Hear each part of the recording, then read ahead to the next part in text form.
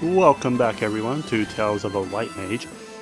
This time I'm going to be tackling the Keeper of the Lake, a new dungeon added in the 2.5 story mode. And in all honesty, this dungeon is fairly simple, and I find it's a lot like the Snowcloak from 2.4 in just the way it's handled. It's very straightforward, there's nothing really new to this boss at all. Or this dungeon, rather. I'm fast forwarding all the trash pulls because I don't feel the need to explain how to deal with trash pulls. I mean, don't get me wrong, I could have been handling this better. I could have been running in there, popping off some holies and stuff, but this was my first run of this, I might add. And since then I have done this several times because my EX roulettes, which this is a part of, as well as the other two hard mode dungeons, which I am also doing videos for, are part of the new extreme roulette, and I seem to get this one more than anything else. So, or rather, I've only had the Keeper of the Lake from my EX roulette. I haven't had any of the others. Anyway, after this trash ball, we'll be coming up to the first boss of the fight, where I'll go back to normal speed gameplay and I can explain it a bit better. This, again, I didn't know what was going on in this fight my first time through. I had no idea. But essentially the boss does that fire breath, just don't stand in it, it's pretty straightforward. Periodically throughout the fight, the boss will fly up into the air and come back down. As you can just see, he flew up and came back down with a new weapon. And you see those buzzards flying around? Yeah, they dropped those explosive canisters around the field throughout the fight. They don't stop, you can't stop them. And it's a lot like Brave Flock's hard mode, in which you have to knock them away, but it's not so much knocking them away from the party members, it's knocking them away from the boss. As you can see, we didn't do a very good job just then, because what triggers them is the boss's attacks, the boss's AoEs. You can knock them away just by simply attacking them once, and that's about it really. Just keep them away from the boss. We're not doing a very good job, but that's because all four of us were new to this. This was still day release stuff, so none of us really knew what to do here. You just saw then, there was a big canister dropped back there in the background. That big canister cannot be moved. You cannot knock that away. And when the little canisters explode, they do a small AoE that does a small amount of damage, not a tremendous amount. But when the large ones explode, they cover the entire arena, so there's nowhere to hide. And if a large one explodes, it sets off all of the small ones. All of them. So that can be a little devastating to the party's health if you're not careful, but other than that, it's not that hard to deal with. Just try and keep the boss from targeting the big canisters that we just failed on. That explodes, sets off all the small ones and the other big one, which just creates more problems, and there's another third big one, so yeah. This fight is devastating.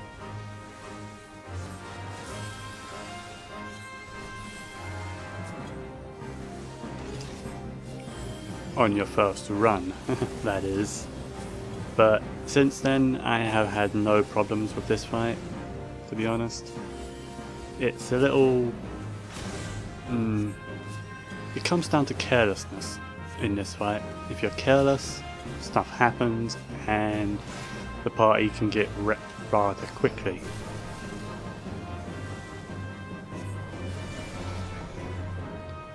You see there, sometimes the boss will pull in all the bombs, except the big one, of course. He pulls in all the bombs towards him. You can knock them away, you don't have to. So long as your tank doesn't move the boss, like turn him around suddenly, it should all be fine. Other than that, it's kind of straightforward. Just as a healer, keep everyone's health up, especially when those big bombs are about to blow up. Be prepared for area healing, because as you can see, there are like 2 large bombs down. If one of them went off, the other one would then go off, and that can cause problems.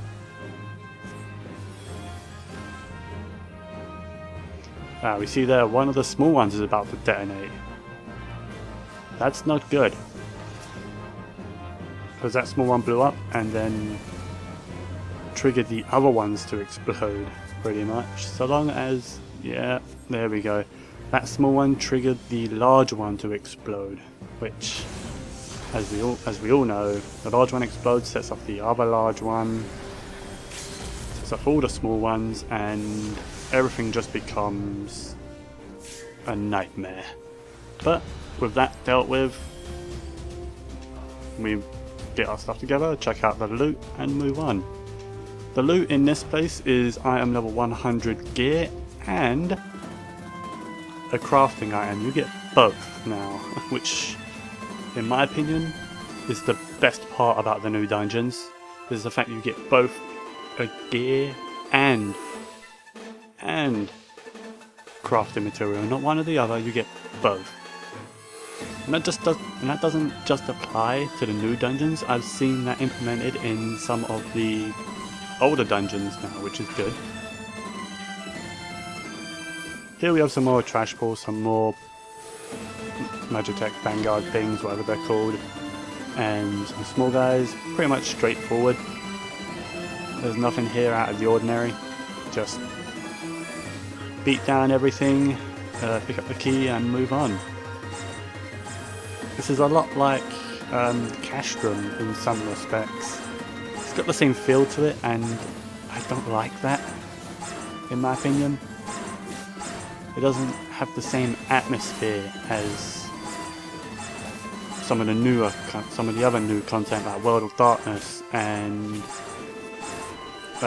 Wanderer's Palace hard mode and or Keep hard mode. I really like those dungeons, but this one, it's a bit meh, to be honest, both aesthetic and mechanically.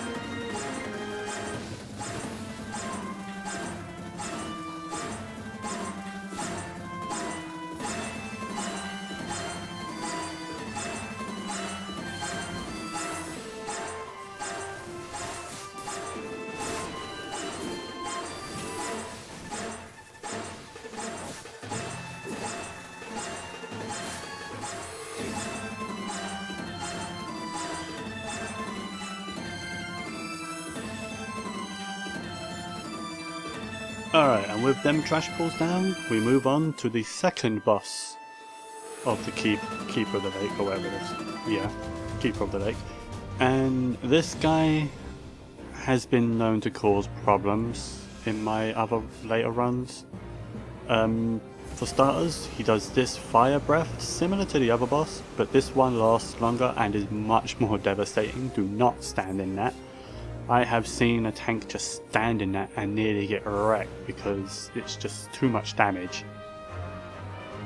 And every now and then he will target a player at random, as you just saw, and fly towards them, leaving these pools of fire.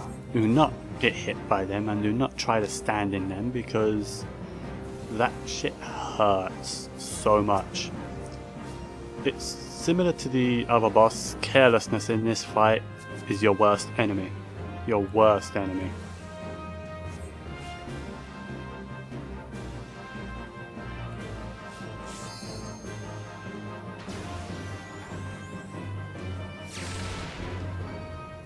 As you saw, some mobs spawned, just take them out and you won't have any problems.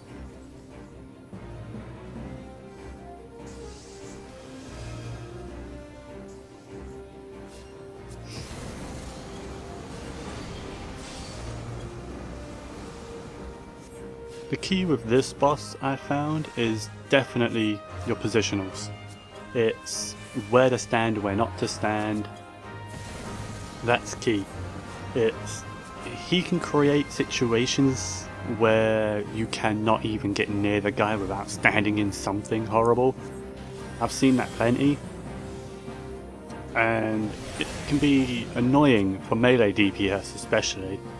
Not so much range DPS because they just low at that and shoot from afar, but melee DPS, I've gone in this as a melee DPS rather, and there have been times where I simply can't move, really, because I'm either locked in a corner somewhere or like there. They are now stuck in that one spot. They cannot move, pretty much, because if they went forward, they get hit by the fire. If they went back, they walk into that AoE. It's just not good on their health, to be honest. Simply dodge the AoEs that he does from the sky. That's nothing impressive. And as you get the boss's health quite low, he will spawn a Vanguard, I think that is. Yeah, I can't read that properly. They're usually Vanguards, those big guys. Simply just let the DPS take them out. They're nothing special. So yeah, right there I had no choice but to run through it, because I did not realise the boss will do 2 of those directional AoE drop things. I did not know he does that, and he does. He will target 2 people simultaneously, not at the same time. And I don't know. Alternatively, rather, I guess, I don't know. But he will target 1 at a time and do that dash, and if you are not careful, or if you aren't positioning it in such a way, you could really lock yourself and it will make you get hit, which is not a good thing. As you just saw then, sometimes the boss will target a player at random and drop one of those AoEs right on top of them. So, see that? That ninja now has no choice but to just stand in that and take the hits. Because the way it was positioned, there was nowhere he could run. Alright, now with boss 2 down, we check out the loot. This time we get 2 pieces of gear and 2 crafting materials, which ain't too bad, to be honest. The item level 100 gear is okay, to say the least. It's nothing special. But anyway, now that's done, we move on to the next lot of trash mobs, which, once again, it's just trash mobs, but we also have these missiles dropping at us from the machine up there, the cannon thing. That AoE can and will hurt the enemies as well as yourself. So what you can do is have everyone stacked close to the enemy, even the healer, the ranged DPS, everyone, and simply move out the way of the AoE and let the enemies get hit. It is a good tactic to use when you're doing big pulls and speed running this. So, and it does work. I have done that since. I have done speed runs of this, and I have done the large pulls, and well, it works. You can just pull 2 groups. I don't know about 3. and just wail on it.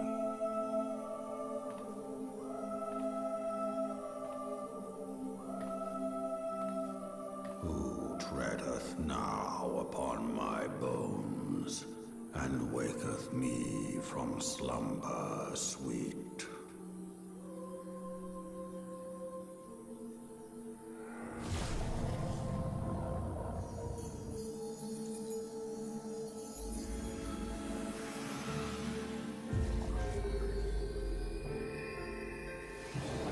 Thou hast forgotten the face of thy Lord. Remember, mortal, and fear me.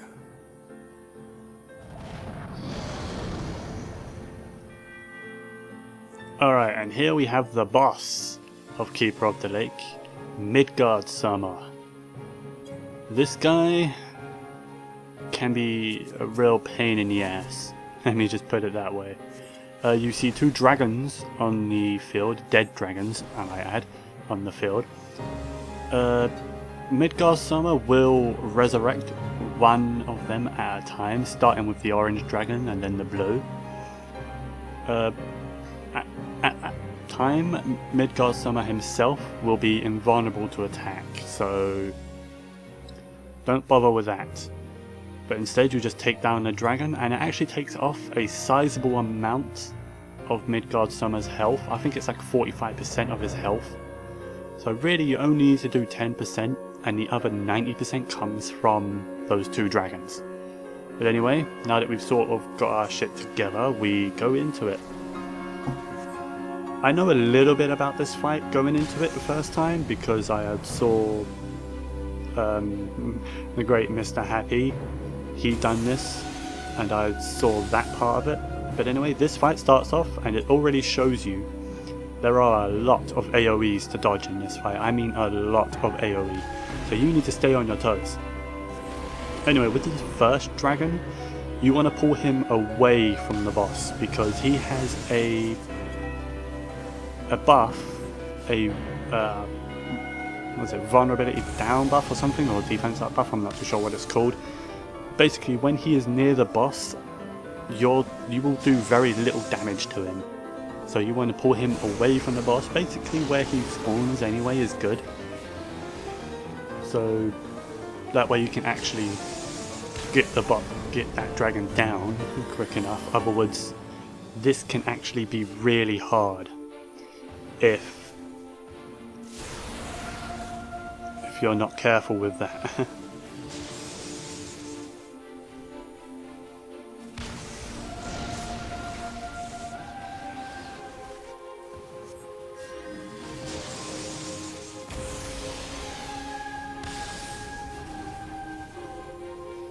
In all honesty, this boss, I would say, that can be a pain, but if you know what you're doing, it's fairly simple. There's not that much mechanics other than kill the dragons, dodge the AoEs, and every now and then, towards the end of a dragon's life cycle, that little machine will drop.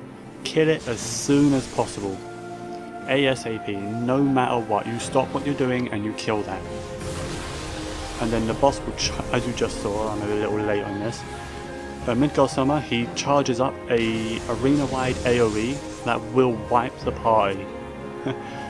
Unless you can, after you kill that machine, it remains stay there for a little while, I don't know how long, because you don't really get much time anyway. And you can interact with it and it will create a force field of immortality. You cannot be hurt while inside that bubble. So you use that to avoid the boss's arena-wide AoE and just continue with the fight as normal. Alright, with one dragon down, we move to fight Midgard Summer himself once again for a few hits, just to get some more damage in there.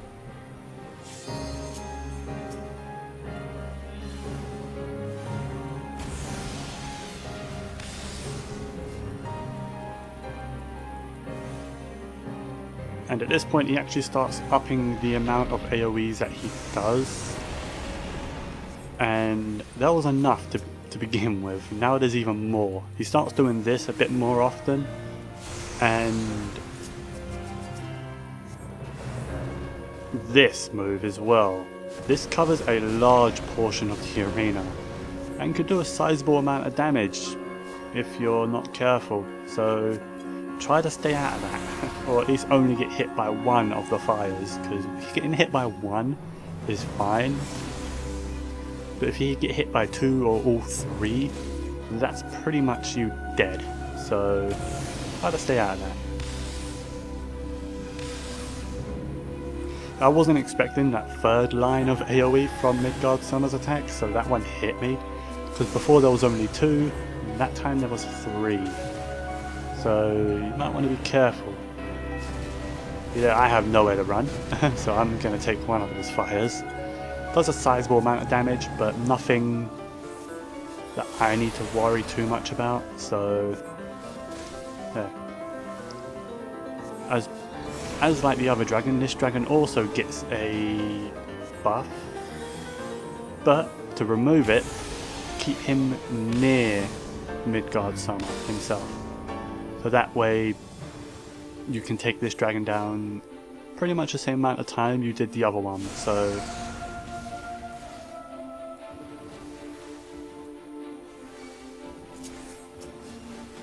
as before as well, this machine drops.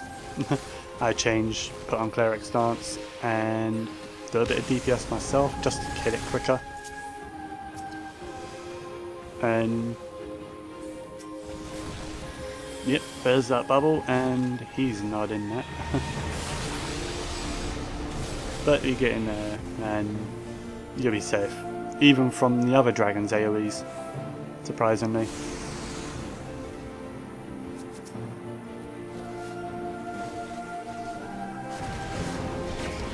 Fortunately, they actually give you quite a bit of time to get out of that fire, so not often, unless you are stuck in the corner, there's not much chance of it really hitting you. You can move out of that way fairly easily.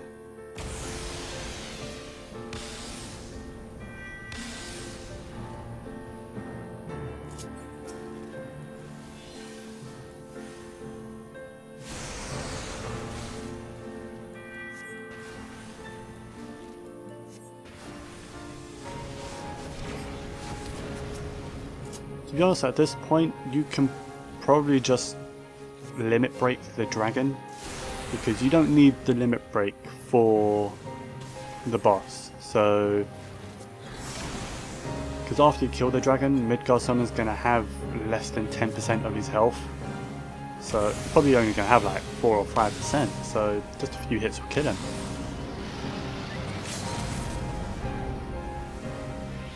We didn't really know that, so we used the limit break on the boss itself. So anyway, that was my walkthrough on Keeper of the Lake. Hope you guys enjoyed, and see you guys next time. Have a good day. Bye bye now.